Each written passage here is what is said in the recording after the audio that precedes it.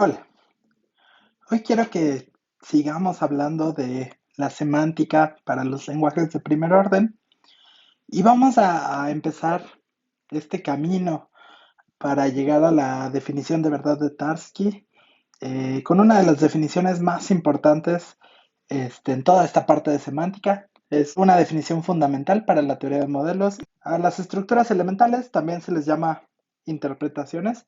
Ahorita vamos a discutir exactamente por qué.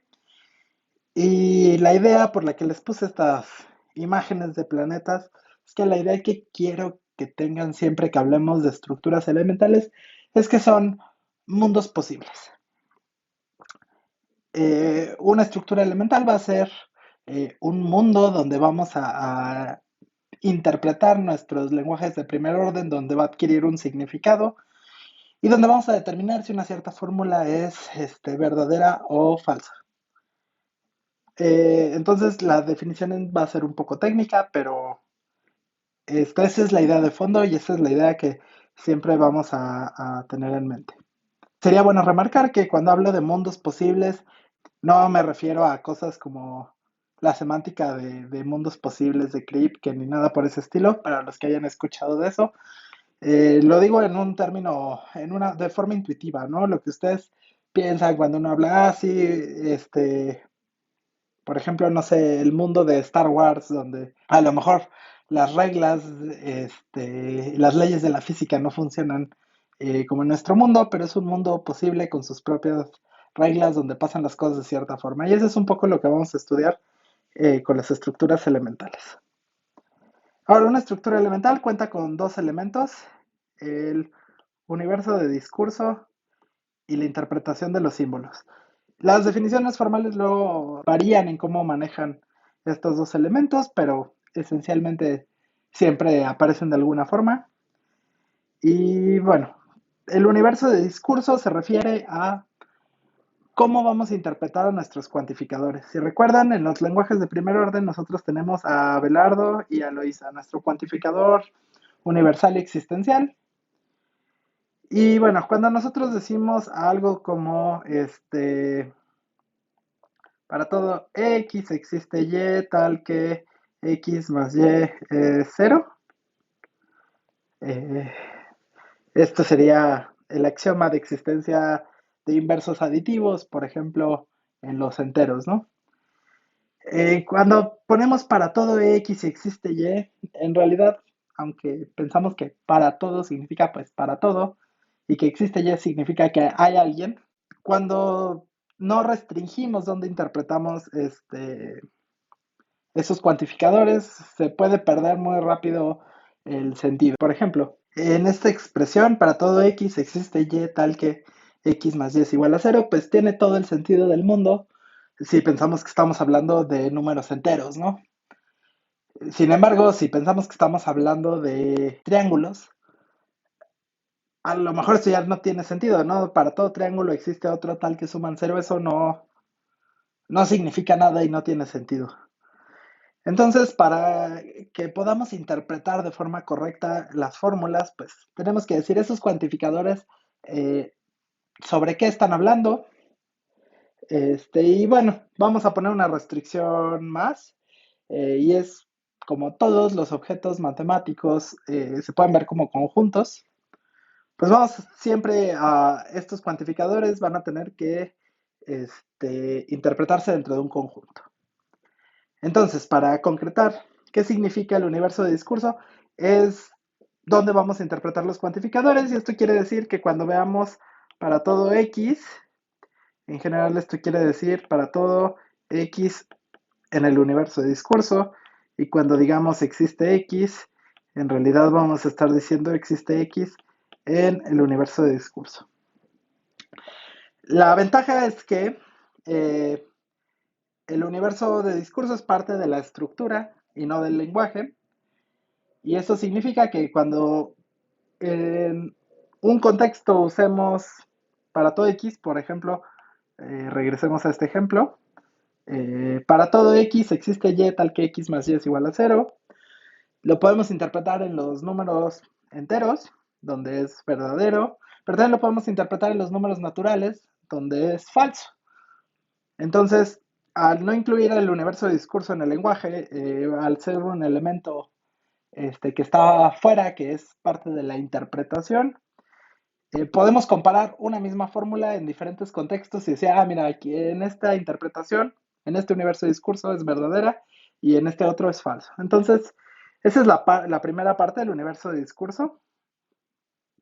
Eh, y de hecho, bueno, si checan libros, por ejemplo, el libro de Enderton lo hace, el universo de discurso lo considera la interpretación de Abelardo, ¿no? Ahorita vamos a hablar de qué es la interpretación de los símbolos, pero lo importante aquí es que en alguna bibliografía todo lo atrapa la interpretación, el universo de discurso se codifica dentro de la interpretación y no se distingue, pero yo prefiero que lo distinga. Ahora, lo otro que tenemos es esta interpretación de los símbolos y la interpretación de los símbolos formalmente va a ser una función que a un símbolo que va a ir del tipo de semejanza en un cierto conjunto que no nos importa exactamente quién es, pero la idea intuitiva es que a cada eh, símbolo del tipo de semejanza lo va a convertir en un objeto de verdad. O visto de otra forma, le va a asignar un objeto del cual ese símbolo va a ser su nombre. Ahorita lo formalizamos y después vemos ejemplos, pero eh, la idea es interpretar los símbolos. Por ejemplo, yo puedo tener un símbolo de constante C0 en mi tipo de semejanza y pues entonces me voy a fijar en mi conjunto U y voy a interpretar a este C0 como un elemento de U, del universo de discurso, ¿no? Los símbolos de constantes, pues nos imaginamos que son para referirnos a objetos específicos y en este caso, pues va a ser un objeto específico dentro del universo de discurso. Lo mismo, pues los símbolos de función, a cada símbolo de función, digamos f que esté en el tipo de semejanza, su interpretación va a ser una función que va a ir, bueno, si esta función es de aridad n, pues va a ir de u a la n en u. Es decir, va a ser efectivamente una operación de aridad n en el universo de discurso. Entonces, el símbolo, que nada más era un símbolo, se convierte en una operación de verdad sobre este conjunto. Y bueno, lo mismo para las relaciones. Si yo tengo un símbolo relacional de aridad m, pues la interpretación de este símbolo va a ser una relación de aridad m en u, que eso pues si se acuerdan de sus cursos de álgebra superior o de conjuntos y lógica, pues solo es un subconjunto de U a la M, ¿no? Entonces, a eso nos referimos con que está interpretando a los símbolos, a que eh, a cada símbolo le estamos asociando un objeto de verdad y el símbolo lo que hace es representarlo, le sirve de nombre, ¿no? De la misma forma que si yo tengo a mi amigo Pepe, este, pues su nombre Pepe, la palabra Pepe no es que sea mi amigo, sino es la etiqueta o la forma de referirnos, el nombre, a la persona Pepe, ¿no? En este caso, los símbolos del tipo de semejanza van a ser los nombres o las etiquetas que usamos para referirnos a aquellas cosas que me dice la interpretación, que ya son objetos de verdad. Ahorita damos la definición ya precisa de qué es una estructura. Aquí nada más les quise también poner esta letra chistosa de por acá. Esta es una A gótica, en algunos libros se usa, es como la variable clásica para referirse a estructuras. Le voy a poner por acá, en realidad solo es una A. Eh, Ese estilo de letra se llama fracture. Este, y bueno, si lo quieren alguna vez poner en LaTeX, nada más le ponen diagonal mat frac y ponen la letra A mayúscula y les va a dar esta letra y bueno, pues tienen todo el alfabeto en este tipo de letra, ¿no? Este, y si alguna vez quieren dibujarla, porque yo sufrí mucho cuando llevé Lógica 2 por primera vez tratando de escribir esa letra, que es muy bonita, pero es muy difícil de dibujar. Yo lo que hago es poner un 2 y luego ponerle un palito y es una aproximación cercana. Si no les gusta, también pueden usar cualquier otra letra para denotar a las estructuras. Esto simplemente es una notación que luego en algunos libros se utiliza y bueno, a lo mejor nunca antes la hayan visto. Muy bien. Entonces vamos a pasar a la definición formal. Y la tengo por acá. Este, para la definición formal, lo primero es que tenemos que fijar atado un tipo de semejanza. Es decir, cada interpretación o estructura va a estar asociada a un tipo de semejanza. Y tiene sentido porque, de nuevo, habíamos dicho que el tipo de semejanza era lo que me definía el lenguaje, ¿no? Para cada tipo de semejanza distinto, yo tenía un alfabeto y yo tenía y construía un lenguaje de primer orden. Entonces, cada interpretación solo me va a servir para un lenguaje de primer orden específico que está determinado por el tipo de semejanza. Entonces, por eso vamos a decir que es una estructura del tipo Tao y vamos a especificar qué es del tipo Tao, eh, porque está asociada a ese lenguaje. Y va a ser una pareja, de nuevo, como lo habíamos dicho antes, U, I, donde U es un conjunto no vacío. Esta condición después, bueno, ya debería ser aparente del hecho de que si vamos a interpretar, por ejemplo, los símbolos de constante como elementos del universo de discurso, pues tiene que haber cómo interpretarlos, ¿no? Pero más aún, pues nuestro universo de discurso es las cosas de las que vamos a hablar y si nuestro universo de discurso fuera vacío, pues no estamos hablando de nada y como que eso mata un poco el propósito. Entonces, aparte de que algunos detalles técnicos nos va a causar, nos causaría problemas. Entonces, ni tiene sentido y es molesto pensar en un universo de discurso vacío, por lo que eso lo prohibimos. Y bueno, tenemos que I es una función que va del tipo de semejanza tau en este conjunto de acá. Y ese conjunto de acá pueden ignorarlo por completo, podemos tacharlo y nada más poner que es un conjunto X si quieren el contradominio.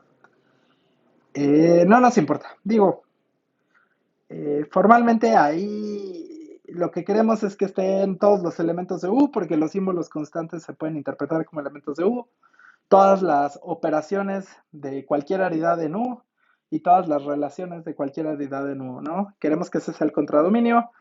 Formalmente lo que les puse ahí es el contradominio, pero nunca lo vamos a utilizar, no nos importa y solo puede confundirlos, entonces este, no se preocupen por eso.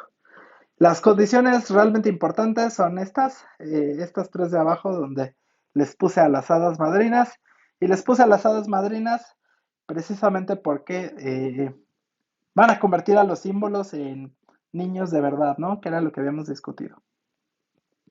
Entonces la primera condición, de nuevo, a cada símbolo constante que esté en Tao, eh, lo va, le vamos, esta función y esta interpretación le va a asignar un elemento del universo de discurso. Los símbolos constantes representan elementos. Luego, al símbolo relacional, al enésimo símbolo relacional de aridad n, le va a asignar pues una relación de aridad n sobre u. Y de nuevo, las relaciones solo son una relación de aridad n, solo es un subconjunto de neadas, ¿no? Entonces, aquí lo importante es que estas aridades concuerden. Y de nuevo, un símbolo de operación de aridad n, pues se va a convertir en una operación de aridad n. Y recuerden, una operación Solo es una función tal que su dominio y su contradominio coinciden. Bueno, coinciden salvo el número de argumentos, ¿no? Es decir, aquí tenemos u a la n y de nuevo las variedades son la misma del símbolo y de la operación de verdad. Y el contradominio también es el universo de discurso. Y entonces, de nuevo, estoy recalcando esta idea mucho, pero es importante que la tengamos en mente. Estamos asignándole a cada símbolo, porque los elementos de Tao solo eran símbolos que no tenían significado, que no eran nada más que manchas en el papel. Y les estamos asignando, ahora sí, objetos matemáticos bien específicos, ¿no? Elementos de un conjunto, relaciones en ese conjunto, funciones de ese conjunto, que es la clase de objetos matemáticos que le interesan a lo mejor al algebrista o al que hace teoría de números o al que hace análisis, ¿no? Ya no solo estamos hablando de símbolos sin significado, sino que estas interpretaciones, estas hadas madrinas, convierten esos símbolos ya en objetos concretos. La otra cosa importante es que, de nuevo, la estructura es la pareja, el universo de discurso y la interpretación. Entonces, yo puedo tener muchas estructuras que tengan el mismo universo de discurso, pero que cambien la interpretación, ¿no? Y eso ahorita lo vamos a ver en los ejemplos. Entonces, bueno, si necesitan leer un par de veces esta definición, leanla con calma, pero creo que va a quedar mucho más claro ahorita que veamos unos ejemplos.